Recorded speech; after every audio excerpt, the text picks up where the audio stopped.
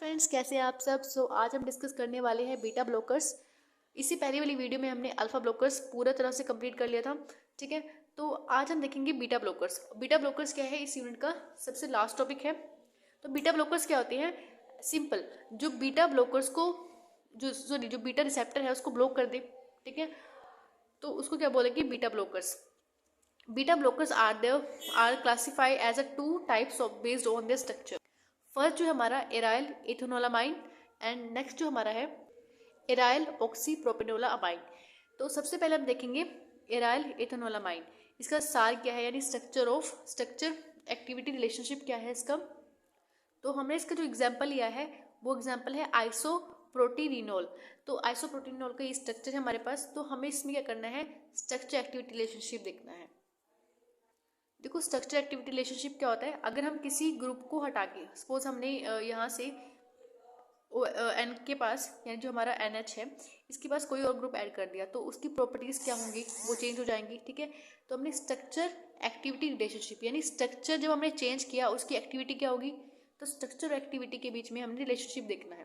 ठीक है, तो सबसे पहले हमने जो मॉडिफाई किया, modification of the OH group on the phenyl ring shows the agonistic activity. देखो सिंपल, इस केस में हमने क्या किया, जो हमारे पास यहाँ पे ऑक्सीजन तो ग्रुप लगे हुए थे, फिनाइल रिंग है हमारे पास। ये फिनाइल रिंग के ऊपर हमने क्या किया, हाइड्रोक्सी को रिप्लेस करके मिथाइल ग्रुप या हमने यहाँ पे क्लोरो ग्रुप लगाया। ठीक है, तो सपोज हमने यहाँ पे जब क्लोरो ग्रुप लगाया तो इसका नेम भी चेंज हो गया। ठीक है, डाई क्लोरो आइसोप्रेनालीन, तो इसका ये नेम। ठीक है, तो जब हमने यहाँ पे दो हमारे क्लोरीन जोड़े तो उसका जितना स्ट्रक्चर है वो भी चेंज हो गया, इसकी एक्टिविटी जो होंगी वो भी सारी चेंज हो जाएंगी। ठीक है, उसके बाद जो है 2 carbon side chain with amino acid is the required for the antagonistic activity. It shows not be more than or less than 2 carbon chain. यानी इस लाइन का मतलब क्या है कि जो हमारे पास अमीनो ग्रुप लगा हुआ है साइड में, ठीक है, अमीनो ग्रुप के ऊपर हमारे पास 2 कार्बन तो होने ही चाहिए अगर हमें उसकी एंटागोनिस्ट एक्टिविटी चाहिए। अगर 2 कार्बन से कम हुआ तो भी वो अपनी एक्टिविटी शो नहीं करेगा, अगर 2 कार्बन से ज़्यादा हुआ तब भी वो अपनी एक्टिविटी शो नहीं करेगा। उसके बाद जो है हमारे पास, अगर NN यानी जो हमारे नाइट्रो ग्रुप है वो, उसको हम अगर डिसब्स्टिट्यूट कर दे कंपाउंड विद कंपाउंड इनएक्टिव हो जाएगा। ठीक है, अगर यानी सिंपल है, अगर हमें 2 नाइट्रोजन यानी डाई सब्स्टिट्यूट कर दे NN, ठीक है, तो उस वजह से क्या होगा, हमारा जो कंपाउंड है वो इनएक्टिव हो जाएगा। ठीक है, नेक्स्ट जो हमारा है methyl substitution on alpha carbon. जो अल्फा कार्बन है हमारे पास, अल्फा कार्बन कौन सा होता है, जैसे यहाँ पे अगर आप देखो तो ये अल्फा कार्बन है, ये बीटा कार्बन है, ये अल्फा ये बीटा। ठीक है, ये अल्फा ये बीटा। तो अल्फा कार्बन जो है वो डिक्रीज करता है एक्टिविटी। ठीक है, methyl substitution on the alpha carbon decrease the activity. Next जो हमारा है नाइट्रो ग्रुप, अगर हम सब्स्टिट्यूट कर दे फिनाइल रिंग के ऊपर तो वो अपनी एक्टिविटी क्या है बहुत अच्छी शो करेगा। ठीक है, देखो इस वाले केस में भी ऐसा ही होगा, अगर आप किसी भी कंपाउंड को सब्स्टिट्यूट करोगे तो आपका कंपाउंड के ऊपर चेंज हो जाएगा।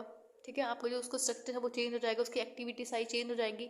ठीक है, इसमें एग्जाम्पल भी दिया है, अगर आप प्रोपेनॉल को चेंज करते हो तो अगर उसमें सब्स्टिट्यूट करते हो, देखो यहाँ पे हमने इस वाले पिछली साइकिल के ऊपर जब हमने इसको चेंज किया, देखो हमने यहाँ पे सारा इसका जो सिस्टम था चेंज कर दिया।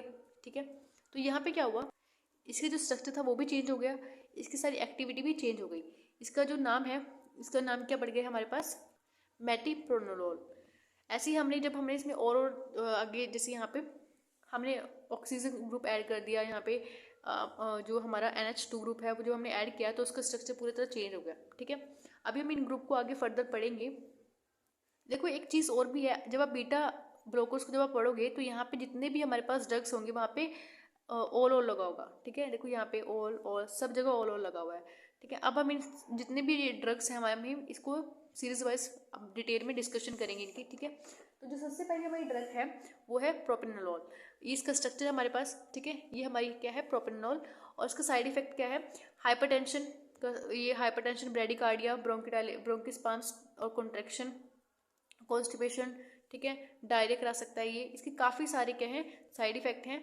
और यूजेस क्या है इसके, treat the thyrotoxicosis and tumours treat hypertension, hypertrophic cardiomyopathy and to treat the angina and acute myocardial infections. And जो नेक्स्ट ट्रीटमेंट है माइग्रेशन में इसको ट्रीट कर सकते हैं and treat along with the alpha blockers. And उसके बाद यानी इसको हम अल्फा ब्लॉकर्स के साथ देखिए इसको अल्फा ब्लॉकर्स को भी ट्रीट कर सकते हैं। उसके बाद है treat the arrhythmia, heart rate में जो एरिथमिया हो जाता है, ठीक है, उसकी जो हार्ट रेट है उसकी ये आगे पीछे आप बोलो, ठीक है, एरिथमिया जिसको बोलते हैं। And treat digitalis toxicity. Next जो हमारी ड्रग है मेटिप्रोप्रानोल, इसका स्ट्रक्चर है हमारे पास, ठीक है, इसके यूजेस क्या है हमारे पास।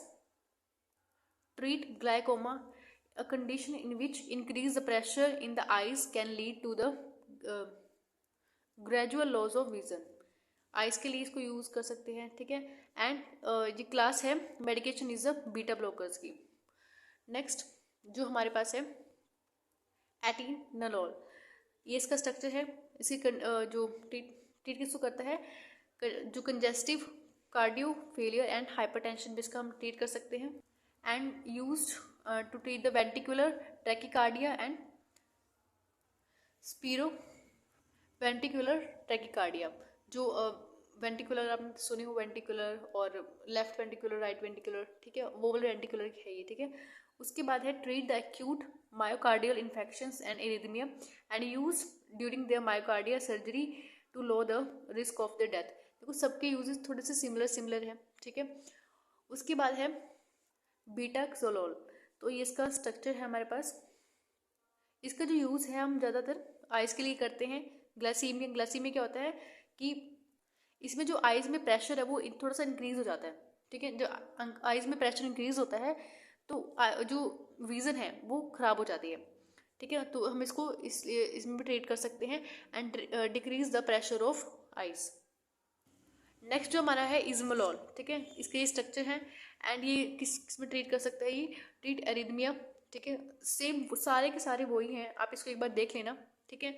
नेक्स्ट जो हमारी ड्रग है ये है हमारे पास मेटाप्रोलोल, इसमें भी सेम यही है, ये ट्रीट करता है। इसका एक बार स्ट्रक्चर देख लेना। और ये बीपी में जो चेस्ट पेन है, एंजीना में है, ठीक है, इसको प्रिवेंट करने के लिए इसको यूज़ किया जाता है और prevent the risk of stroke, heart attack, kidney problems, ठीक है।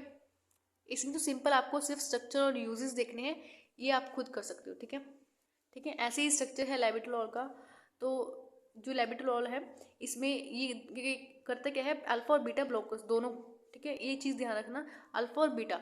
इसमें कई ड्रग ऐसे भी हैं जो दोनों रिसेप्टर के लिए काम करती है। और हाइपरटेंशन, एक बार इसका स्ट्रक्चर देख लेना, ठीक है। और reduce the heart attack, stroke, kidney problems, same सारी वही हैं, सारी यूजेस इसके, ठीक है। नेक्स्ट जो हमारी ड्रग है कार्बिडालोल, तो इसमें भी सेम वही है, इसका एक बार स्ट्रक्चर देख लेना।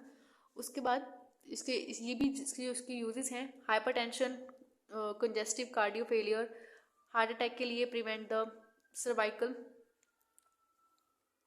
survival if their heart is not the pumping well and reduce the cardio arrhythmia and non selective beta blockers, ठीक है। और जो इसका मैकेनिज्म ऑफ बीटा ब्लॉकर्स है, यानी इसका जो एक्शन है कैसे वो ब्लॉक करता है बीटा रिसेप्टर को, सिंपल जैसे हमने अल्फा का पढ़ा था वैसे ही इसमें करना है। देखो यहाँ पे जब एपिनेफ्रिन रिलीज होगा, ये बीटा ब्लॉकर्स हमने जब कोई बाहर से इसमें हमने कोई ड्रग ली या तो जो बीटा ब्लॉकर्स होते हैं वो आके यहाँ पे लग जाएंगे और इनको मतलब लगने ही नहीं देंगे और यहाँ पे अपने बाकी खुद अटैच हो जाएंगे। तो उसका एक्शन क्या होगा, ब्लॉक हो जाएगा और एक्शन कुछ भी नहीं आएगा, ठीक है। एक बार इसकी थ्योरी भी देख लेना, ठीक है। और इसके बाद हमने यहाँ पे एक बार ये दोबारा से आ गया, यहाँ पे इसकी जो सिंथेसिस है हमने यहाँ पे दोबारा से गलती से लिख दी, ठीक है। पर पिछले वाली उसमें क्या हुआ था, यहाँ से एक स्टेप कट गया था हमारे पास, ठीक है। तो यहाँ पे मैंने वो स्टेप लिखा हुआ है, देखो यहाँ पे जब बेंजाइल साइनाइड जो होता है वो इथाइल अल्कोहल के साथ रिएक्ट करेगा, ठीक है। यहाँ पे जब ये इथाइल अल्कोहल के साथ रिएक्ट करेगा तो यहाँ पे Cl क्या होगा, रिमूव होगा। कैसे, देखो यहाँ पे क्या होगा, जब ये HCl यहाँ से रिमूव होगा, यहाँ पे ethylene 2 propyl phenyl diamine and hydrochloride यहाँ पे फॉर्म हो जाएगा। उसके बाद क्या होगा, उसके बाद यहाँ पे डाइलिन अमाइन जो है, तो इथाइलिन डाइमीन जो यहाँ पे अटैच होगा और उसके बाद हमारे पास ये टोलोजोलिन का स्ट्रक्चर हमारे पास फॉर्म हो जाएगा। और जो हमारी आखिरी जो सिंथेसिस थी, ठीक है, जो हमारी रह भी गई थी, प्रोप्रेनोलोल की जो सिंथेसिस है, तो ये किससे फॉर्म होता है, नेफ्थोल जो होता है एपिक्लोरोहाइड्रोन के साथ वो जब रिएक्ट करता है तो यहाँ से HCl रिमूव होता है। देखो यहाँ पे जब हमने इसके साथ जो ये हाइड्रोजन है क्लोराइड है, यहाँ पे क्या होगा, निकल जाएगा HCl बन के और यहाँ पे आ जाके अटैच हो जाएगा। देखो इसी यहाँ पे सेम ऐसा हुआ है। उसके बाद यहाँ पे क्या हुआ, आइसो प्रोपाइल अमाइन जो है इसने यहाँ पे जाके अटैक किया इसके साथ।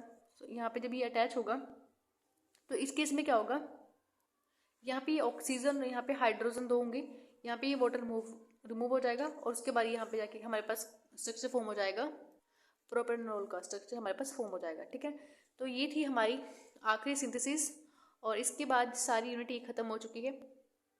और कुछ टाइम बाद जो इस यूनिट के नोट्स हैं मैं इसके डिस्क्रिप्शन में आपको सेंड कर दूंगी। ठीक है, आप एक बार इसका डिस्क्रिप्शन बॉक्स जो है चेक कर लेना, मैं कभी भी इसमें जो नोट्स है डाल दूंगी। और अगर आपको कोई डाउट है इस वीडियो से रिलेटेड तो आप कमेंट बॉक्स में कर सकते हैं। And thank you for watching this video.